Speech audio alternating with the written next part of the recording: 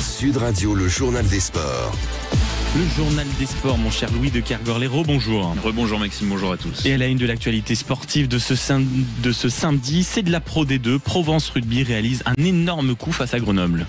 C'est vrai que sur le papier, la confrontation paraissait plutôt très avantageuse pour les Grenoblois, surtout que le match se passait au Stade des Alpes et c'est toujours compliqué d'aller gagner là-bas.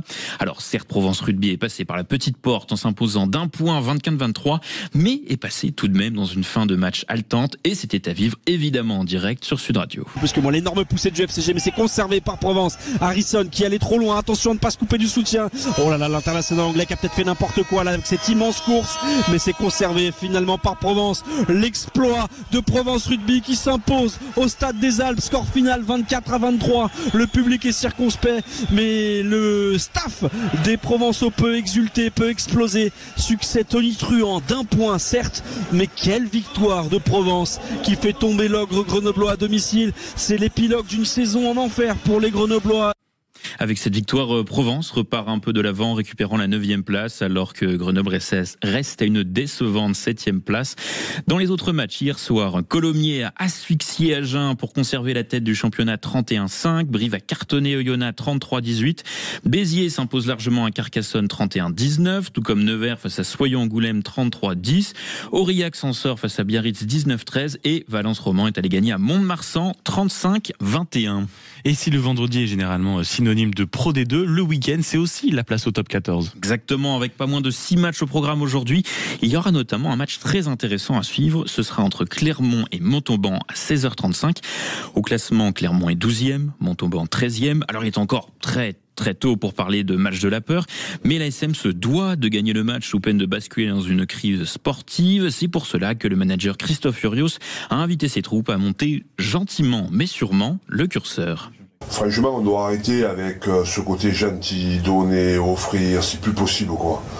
Ce qui s'est passé au Racing, c'est impensable quoi, et c'est pas possible. Manquer d'énergie, manquer d'intensité, faire des cadeaux. Donc, il faut que ce match soit pas un match comme les autres, parce qu'à la fin du match, on doit basculer dans quelque chose de différent. Voilà. Donc la semaine, elle était un peu sur ce ton-là. Je trouve que la mise en place, elle est alignée avec ça. Donc j'ai pas haussé le ton. Je commence à monter un peu le curseur aujourd'hui, parce que on a besoin de changer. Voilà, c'est tout. L'exigence individuelle n'est pas assez forte. Voilà. Dans les autres rencontres du jour, Montpellier reçoit La Rochelle à 14h30. Castres sera opposé au Racing, Toulon à Pau et Perpignan au Stade Français à 16h35. Et enfin un passionnant Bordeaux-Bègles, Lyon à 21h. Une journée de top 14 à vivre et à débriefer avec toute l'équipe de Sud Radio Rugby, évidemment. Et puis puisque c'est la radio du rugby, bien entendu. Il n'y a pas que le rugby quand même dans la vie, place aussi au football et surtout à la Ligue 1, avec une très très belle victoire hier du Paris FC face au FC Lorient. Oui, et si le Paris FC se relance, fait le plein de confiance avec cette victoire acquise 2-0 rapidement. Il y avait déjà 2-0 au bout de 30 minutes de jeu. C'est surtout une mauvaise opération pour les Lorientais qui se retrouvent englués dans le ventre mou de la Ligue 1 à la 13e place. Un match et une situation frustrante pour Olivier Pantaloni, l'entraîneur des Merlus.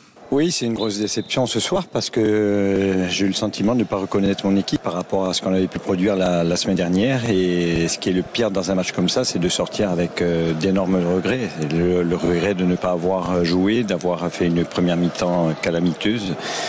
Donc très vite mené 2-0 au score, mais sans avoir la possibilité de réagir par rapport à ça.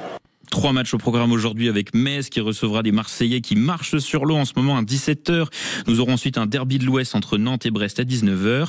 Et enfin, Auxerre recevra Lens à 21h05. Et puis aussi du cyclisme, bien sûr, pour terminer ce journal.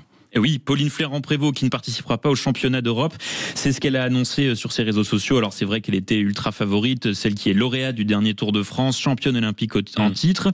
Voilà, elle annonce qu'elle se fait opérer après une performance en demi-teinte aux mondiaux où elle a fini 16e. PFP, comme on la surnomme, a préféré faire l'impasse afin de revenir plus en forme pour ses prochaines échéances. Mais oui, plus en forme, qu'elle revienne plus en forme. Le journal des sports signé Louis de Kergorlé sur Sud Radio. On vous retrouve évidemment, tout comme la météo, tout à l'heure à 9h pour le Café des Sports. Merci beaucoup.